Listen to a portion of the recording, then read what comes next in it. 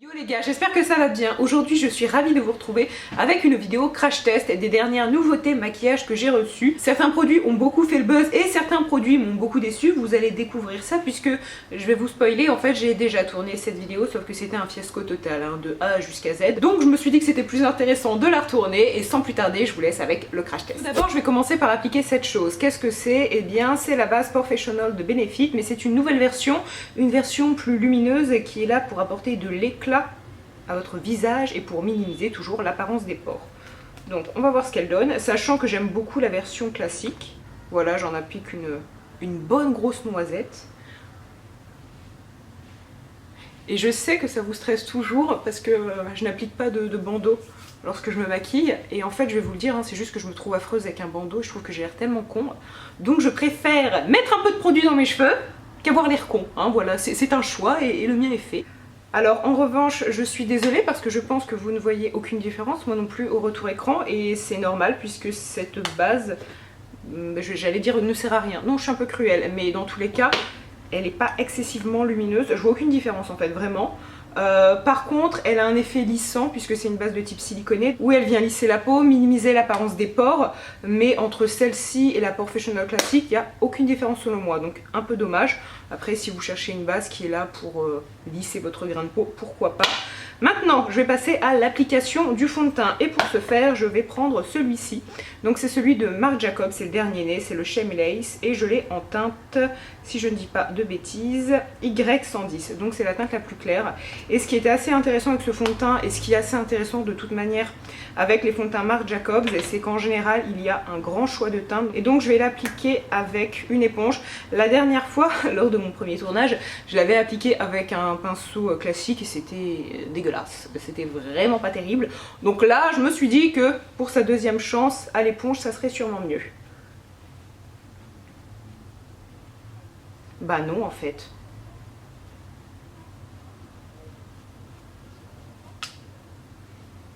Ah non hein.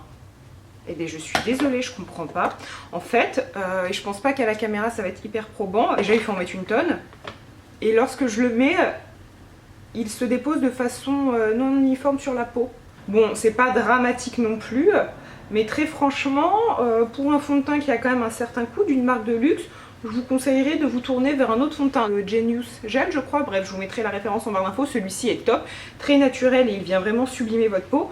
Celui-ci au contraire je trouve qu'il la rend moche. Non mais c'est à dire que toutes les petites aspérités de la peau, par exemple j'ai quelques boutons au niveau du bas du visage, il les marque. Et il ajoute un peu de couvrance mais sans plus. Bon finalement si on le travaille correctement le fini est plutôt joli, on a quelque chose d'assez naturel et justement qu'est-ce qu'il promet? Fond de teint éclat jeunesse longue tenue. Alors effectivement je ne doute pas du fait qu'il soit longue tenue parce qu'il est un peu plus difficile à travailler que les autres, un peu plus pâteux. Pour autant il demeure assez léger au niveau de la couvrance.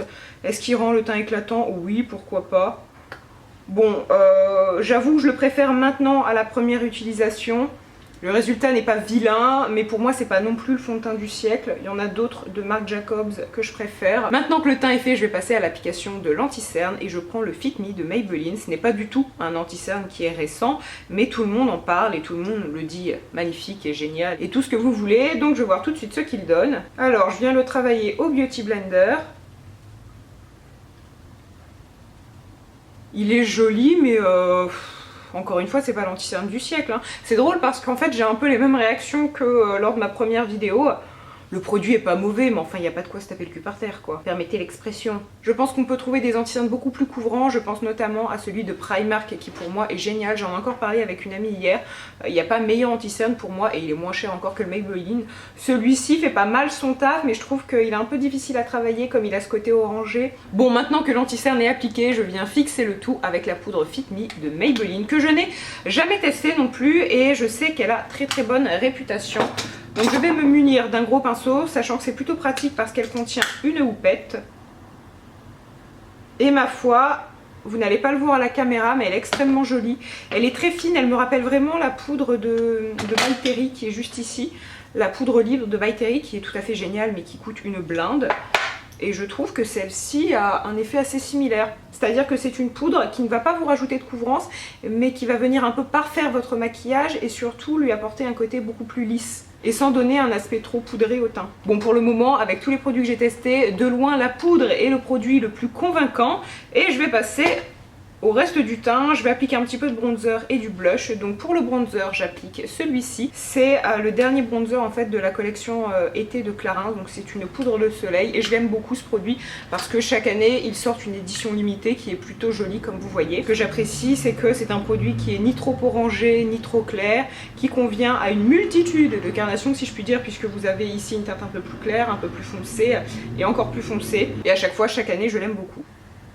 Si vous cherchez une poudre de soleil de qualité qui fait une taille plutôt intéressante, n'hésitez pas à vous tourner du côté de Clarins. On parle assez peu du maquillage Clarins, mais ils ont d'excellentes choses. Pour les personnes qui ont tendance à changer de couleur, j'allais dire non, mais à changer de carnation au fur et à mesure des saisons, hein. Donc la plupart des gens en général on a un teint plus bronzé l'été et plus clair l'hiver. Moi non, hein, je reste lavabo tout le long de l'année. Le cachet d'aspirine est là de janvier à décembre, c'est économique, hein. Au moins comme ça je n'ai pas à acheter des fonds de teint différents selon la saison. Mais bref, tout ça pour dire, là ce qui est bien avec cette poudre, c'est que justement vous n'avez pas besoin d'avoir un bronzer plus ou moins foncé qui va s'adapter à votre carnation, puisque ce bronzer a toutes les couleurs pour vous. Maintenant que le bronzer est appliqué, je vais appliquer un blush et c'est celui-ci. Donc c'est Gold Rush de Benefit. C'est un blush qui est sorti il y a maintenant quelques semaines, qui est plutôt cool parce que de prime abord il sent le monoï, l'été, tout ça, une odeur girly au possible, hein. Là on est haut, il y a du level, mais au niveau de la couleur, je sais pas si vous voyez, c'est quelque chose de très léger en fait, on a une espèce de pêche. Moi c'est typiquement le genre de couleur en fait que j'applique pas trop parce que ben ça se voit pas excessivement. Donc je vais l'appliquer avec un pinceau Yves Rocher, c'est un pinceau blush. Et au niveau de la couleur, c'est ce que je pensais, il se voit pas des masses en fait, il est assez peu pigmenté, ça se confond presque avec le bronzer en fait. Mais je sais pas qui peut aller parce que je pense que du coup à une personne qui a un teint mat, ben ça se verra pas. Finalement lorsque je me regarde au retour écran, c'est pas vilain, comme ça réchauffe un petit peu mon teint, mais après c'est vraiment personnel, moi c'est pas le genre de teint que j'aime, je préfère appliquer des choses un peu plus rosées qui vont rehausser mon éclat naturel, non je rigole, mais qui vont tout simplement me donner bonne mine. Là voilà, ce côté orangé, c'est pas ce que je porte le plus souvent, mais je dois vous avouer que quand même je trouve ça joli. Comme ça j'étais médisante à dire ah c'est de la merde, j'aime pas. Et si je me regarde comme ça, ou dans le grand miroir de loin, je trouve ça finalement assez joli. Maintenant que le blush est mis, je vais passer à l'application de l'enlumineur. Et je prends une palette de Lancôme que j'ai reçue il y a quelques semaines. Donc c'est la Bronze & Glow enlumineur visage glow californien, teinte 01. Et bien rien que ça. Donc j'espère que cette palette va me transporter en Californie. Au niveau de la pigmentation, on a quelque chose de pas mal du tout. Oh, et effectivement. Alors je sais pas du tout si ça va être parlant à la caméra, si quand même vous le voyez. Oh, super joli. Et la pigmentation, et ben là mon pote, on a quelque chose de pigmenté. Ah oui. En plus au niveau de l'application, on a quelque chose de très doux. On a une texture poudre mais un petit peu épaisse, un peu crème, très légèrement crème. Donc ça s'applique très très bien, ça se travaille très très bien et surtout une super pigmentation. Maintenant que le maquillage du teint est terminé, je vais passer au maquillage des yeux et je vais prendre cette palette-ci de Kat Von D. Donc c'est une palette de neutre hein, qui contient pour la majorité des fards irisés, voire des fards pailletés, mais aussi quelques mats. Un mat en fait surtout. Donc je sais que lorsque je l'avais utilisée, je l'avais pas trop appréciée parce qu'elle faisait beaucoup de chutes. Donc là je me suis munie de pinceaux différents. J'ai pris aussi un spray fixant pour justement minimiser les chutes. Ce que je vais faire, c'est que je vais appliquer une couleur irisée sur l'ensemble de ma paupière. Alors déjà juste en prenant un peu de fard à paupières, je trouve qu'il y a pas mal de chutes. Donc ça ne laisse présager rien de bon.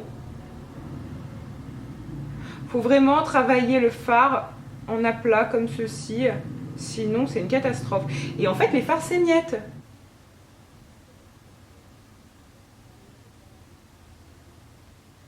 Je pense que comme ça vous vous rendez pas mal compte, mais il y a quand même pas mal de chutes. Après le fard est très beau hein. Bon je vais faire le deuxième œil et je reviens juste après. Bon vous me retrouvez avec cette tête de sorcière. Donc là j'ai fait de façon très très grossière la partie mobile de la paupière. Donc maintenant je vais un petit peu estomper et puis je vais en mettre un petit peu dans le ras de cils inférieur. Mais c'est extrêmement dommage en fait parce que les fards font des chutes mais comme jaja quoi, j'ai jamais vu ça.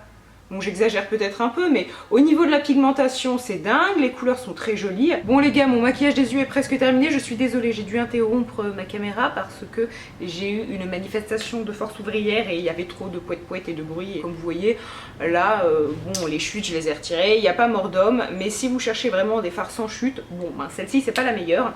Maintenant que le fard est appliqué, donc j'ai juste appliqué un fard à paupières en fait, que j'ai estompé avec un fard un petit peu plus clair, je vais passer à l'application du mascara et pour ce faire je prends celui-ci.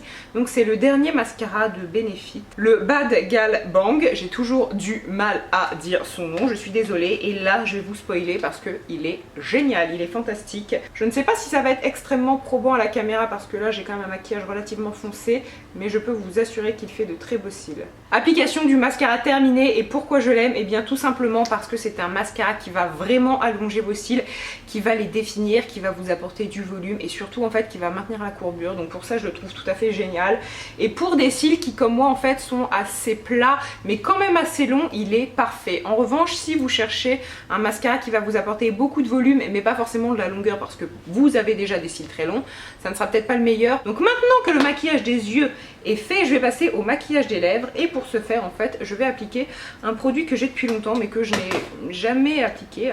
En fait c'est le Prep and Prime de MAC, et c'est un produit que vous allez appliquer avant votre rouge à lèvres. Donc c'est une espèce de base en fait qui va hydrater vos lèvres mais qui ne va pas pour autant les rendre grasses et faire en sorte que votre rouge à lèvres après est difficile à appliquer, et qui surtout va faire en sorte qu'après justement votre rouge à lèvres tienne mieux. En général, on conseille d'appliquer ce genre de produit au début de votre maquillage. Comme ça, vous la laissez poser 10 minutes, un quart d'heure sur vos lèvres avant de passer à l'application du rouge à lèvres. Moi, je suis une mauvaise élève, donc voilà, je le fais un petit peu au dernier moment.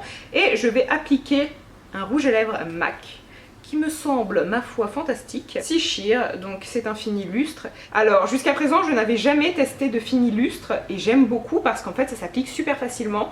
On a une couleur qui est brillante mais qui est quand même assez présente, et c'est typiquement le genre de couleur qui vieillit bien sur les lèvres. Et bien écoutez, sur ces très bonnes paroles, mon maquillage est fini, et globalement de tous les produits que j'ai pu tester, je retiens bien évidemment le mascara qui est génial, fantastique. Je retiens aussi la poudre qui est très très bien, le bronzer, mais le reste, bon, à vous de juger. J'ai pas trouvé que les produits étaient mauvais, mais ils sont pas fantastiques non plus quoi. L'enlumineur aussi est très très bien. Les gars, je vous retrouve pour une petite update au niveau du teint et en fait voir comment les produits ont évolué, et très très bien en fait. Je ne sais pas si vous le voyez à la caméra, mais je n'ai pas la peau qui brille, donc aucun souci. Les fards à paupières aussi ont très bien tenu. Parfois ça peut un petit peu cruiser au niveau des plis de paupières, hein. C'est sexy. Mais là ce n'est pas le cas, et là où je suis étonnée c'est pour le rouge à lèvres. Je n'ai pas mangé entre temps mais j'ai bu et il a très bien tenu, et surtout la brillance est restée là. Donc vraiment le combo Prep and Prime plus rouge à lèvres, il est pas mal du tout puisque ça permet de conserver une brillance et surtout d'avoir un résultat qui tient. Et parfois lorsque vous mettez du rouge à lèvres brillant, ça a tendance à filer dans les ridules, et là ce n'est pas le cas, donc c'est totalement validé. Donc voilà, sur ces très bonnes paroles, j'espère que cette vidéo vous a plu. N'hésitez pas à me dire dans les commentaires vous les produits du moment que vous avez testé et que vous avez adoré. N'hésitez pas aussi à me dire des types de vidéos que vous avez envie que je fasse, je ferai ça avec très très grand plaisir. Moi je vous embrasse et je vous dis à très bientôt, bye.